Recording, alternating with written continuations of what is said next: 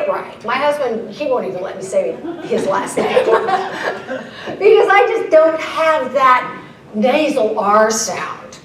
Well, if I thought I had trouble pronouncing it, the Texans had even more trouble pronouncing it. And I ended up being called Gayle Cotton Del Pieri, Gayle Cotton Del Pree. But when they got to Gayle Cotton Del Prairie, I said, this isn't going to work, we're going to drop it. And I did. I dropped the Del Pierre from my business name only. I'm still Gayle Cotton Del Pierre for people that know me personally, or maybe just Gayle Del Pierre. But I had to do it to kind of get beyond the strikes, because people were making fun of me. Gayle Cotton Del Prairie. Oh yeah. You know, it just didn't work. But by the way, if none of you know, Maureen is married to a Frenchman too. And Bright is not her whole last name. And if you really want to know what her French last name is, you'll have to ask her, but I'll give you a little clue. It has something to do with true sex. Am I right? So she doesn't use it either. So little things that you have to do, little things that you have to do along the way. All right, we've already agreed that meeting planners work everywhere, right? And you have to ask yourself, wherever you work, like right here in this hotel, you know, what cultural differences might I expect? What is the business style and protocol? You know, it's really different up here in Seattle than it is where I'm from now in Dallas, Texas. And by the way, I'm a Northwesterner at heart. Bellingham is my hometown. Really? Oh yeah, you and I talked about that. But Dallas is very different. The style of communication there is just a little slower. Things are a little more laid back. You know, things don't happen quite as quickly as they do in, say, New York City. So you need to ask yourself some questions. Now, if you do travel, and I see that many of you do, and you speak the language, it's always a good thing to do, even if you don't speak it well. I made so many mistakes learning French, which my husband still doesn't claim is French. He says she speaks Genevoise, not French. You know, makes that distinction that it is a dialect. But the fact is, you know, I said things wrong all the time. It was maybe 3 months after I started working there when I realized that if you say to throw something in the poubelle, you're saying to throw it in the most beautiful, not the poubelle, the trash. And I once told a gentleman who was calling for the director of the company that she was out having her horse done. A little mix-up between cheveux and chevaux, horse and hare in French. But still, people appreciate it. So if you can speak a little bit of the language, do it. Now, the other thing you have to ask yourself, and I found this out the hard way, is when you travel, if you know a little something about a culture, share it. Because when we were getting ready to incorporate to move back to Dallas, we had brought our corporate attorney and his wife to Switzerland to take care of the legal work for us. Well, this lady that was his wife was from Johnson City, Texas.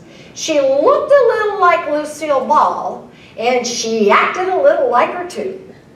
And when we were having a very formal dinner at a very nice restaurant at the United Nations in Geneva, the waiter comes up and asks her, "Madam, would you like your water with gas or without gas?" And she said, "Without gas, please. I have enough gas from all this French food." A little bit appalling. And you have to ask yourself, but she's, you know, she grew up with Lady Bird Johnson. And she didn't think anything of it. But it was a bit embarrassing at that moment in time. So you need to ask, you need to ask yourself a few questions. All right, understanding the cultural layer cake. Well, what is that? You know what? Very few of us are from just one culture. We are layers of culture. You know, if you ask me, I'm Swedish, I'm Swiss, I'm Irish. You, I'm sure, are a blend of different cultures as well. But it's not just your heritage. Your country has an impact, your language has an impact, your religion has an impact, your geographical area. has an impact, just like I said, about the South and the Northeast. Your race and gender have an impact. Your experience is a layer. You learn. You know, when I come back from Asia, where I go quite frequently, I bow and I get a credit card at the grocery store. Because that experience has become part of me. I don't mean to, but it's just part of my cultural layers. So we all have layers in our cultural makeup. And like I said, we're kind of like a cultural layer cake. Now, events that happen also impact culture, and let me tell you how that works. People probably remember when we went to war against Iraq, and we went without the sanctions of the United Nations and without France. It was when George Bush Jr. was president. Well, our company, Circles of Excellence, based in Geneva, was boycotted for 3 months. Why? We were American-based. We couldn't work. We couldn't work. Now, on the other hand, when Osama bin Laden was killed, we were the heroes. And everybody was just so excited that we, the United States, had gotten him. So, you know, you can travel, you can go places, and you might find that all of a sudden you're a hero, or maybe you're a villain. You know, it just kind of depends on what's happening. So these things kind of all impact the cultural layer cake. Now, reminder, tip for key 1, know your strikes and understand the impact of your cultural layers and the layers of other people as well, because nobody is purely from one culture. And I think that's the beauty of human beings. It's all about preparation with key number 1. Now, key number 2, Rapport Secrets. We'll spend a little bit of time here, bridging that cultural gap. What is rapport? You know what rapport really is? It's like when you're standing in a grocery store line or a line for a concert, and you strike up a conversation with a person next to you, and you just have this great communication, and you know you're never going to see the person again, but you just feel very comfortable with them, and you feel like you've had something in common, you trust them, you know, with what you're talking about at that moment. And when you leave, you say, wow, that was a really nice guy, or that was a really nice woman. You know, good conversation. It's this unconscious, comfortable feeling. But it doesn't always happen that way. And I think everybody's experienced what not having rapport is like. When you're trying to really have a good conversation with someone, and somehow it's just not sinking. I had the opportunity to listen to an interview when I was having lunch up in the restaurant yesterday, and somebody from the Motif was interviewing. Well, I actually heard 2 different people being interviewed. And one of them that was being interviewed really did not have rapport with whoever was interviewing him. I almost wanted to go over and help him out because it just wasn't working.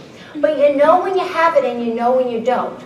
Now, the other thing about rapport is if you have good rapport in your communication with people and something goes wrong, but the person likes you, guess what?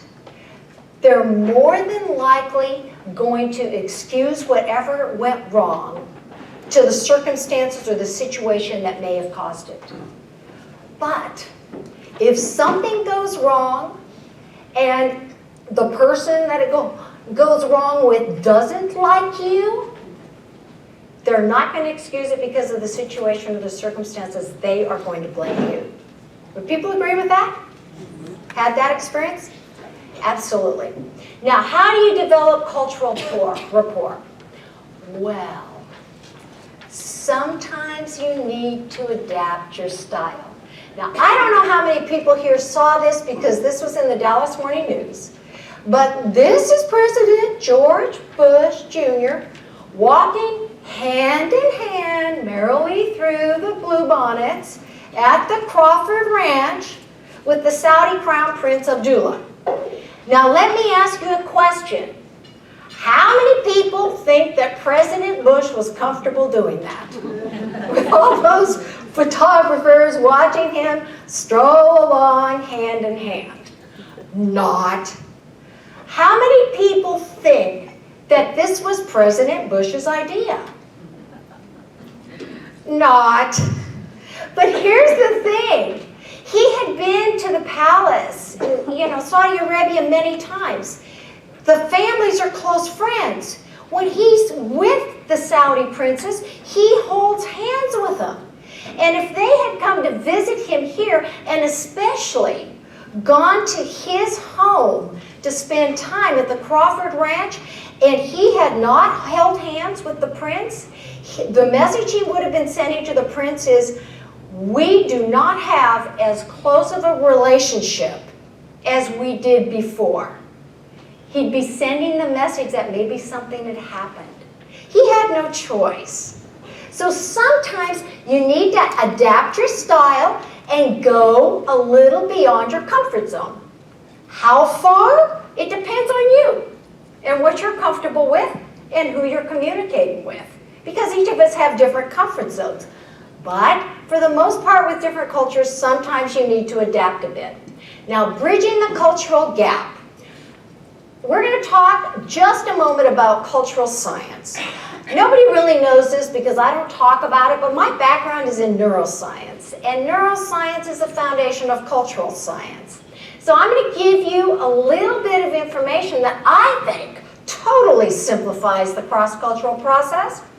And it'll be a good key, rapport key, general key, that everybody should be able to use. First of all, talking about the 3 methods of communication and how they impact cultures. We have words. Everybody knows we have words. Well, words are very subjective, aren't they?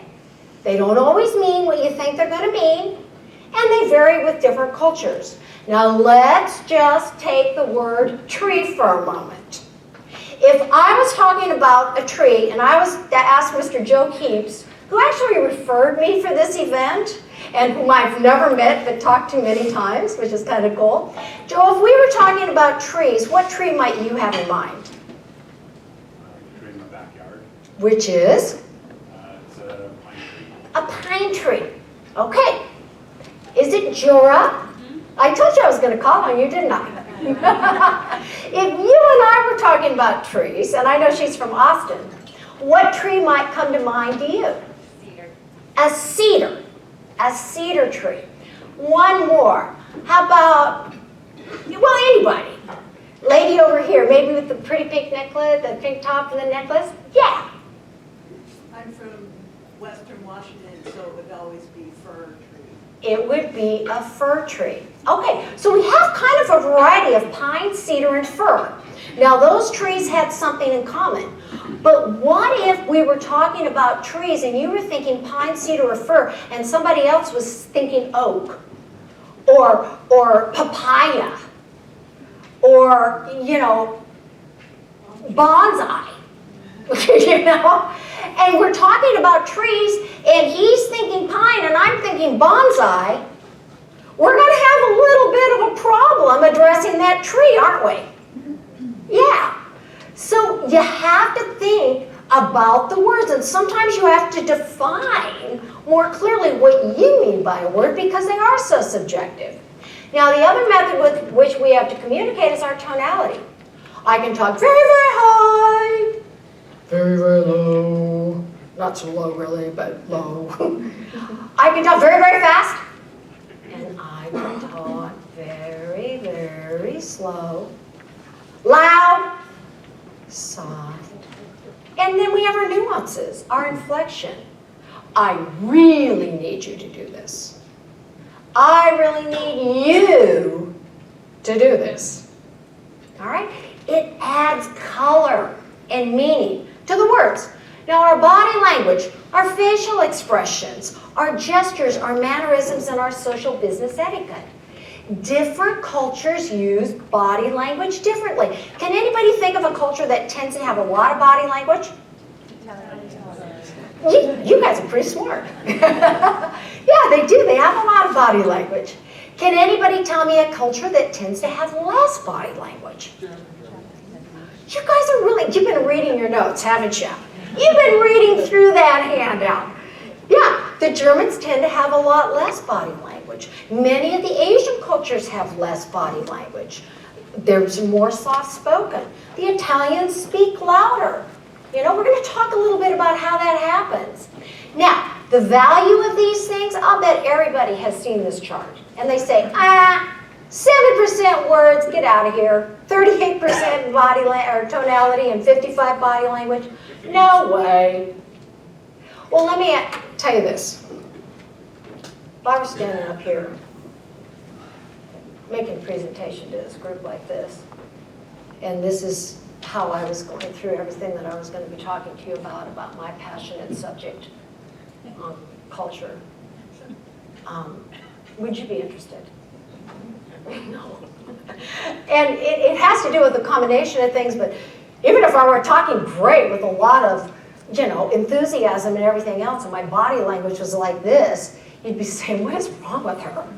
You know, something's not working here. So body language, in fact, does have a tremendous impact. But